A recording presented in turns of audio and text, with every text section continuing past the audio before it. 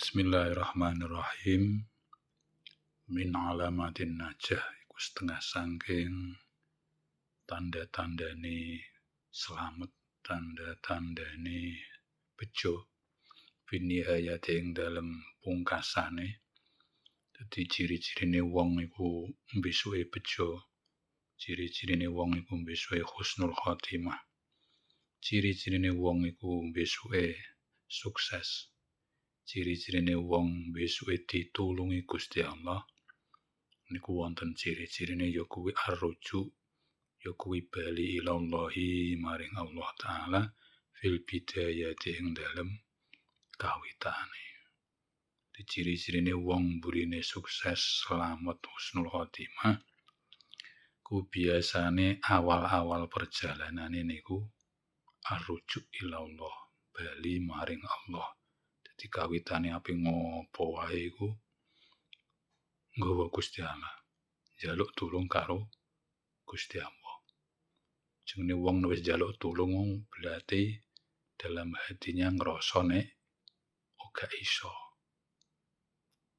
Dadi rasa kuwi lho sing dibutuhno. Dadi njaluk tulung karo Gusti Allah di awal perjalanan, di awal karir, di awal ngamal apa wae kuwi nduduhno nek dekne kuwi ora iso. Sing iso mung dadi ora ngandalno nasabe, ora ngandalno usahane, ora ngandalno liya-liyane. Dadi ngrasa ora iso. Rasa sing tumbuh awal tadi karena tidak bisa, jadi digantungno karo Gusti Allah. Perkara wis digantungno karo Gusti Allah mau dadine Allah iku nulungi dekne. Beda neh nek wong iku wis awal-awal nglakoni ibadah, nglakoni usaha utawa liya-liyane kok wis percaya diri dia bisa. Engko ya beda neh. Ku ngandalno awake dhewe. Dadi tok kene sing dibahas iku arrujuk ilallah fil bidayah. Di kawitane dene kerja, kawitane dene usaha, kawitane ngopo wae, ngamal apa wae iku arrujuk ilallah, bali maring Allah, ngrasa gak iso njaluk tulung. Lah sing dijaluk tulung iki bose.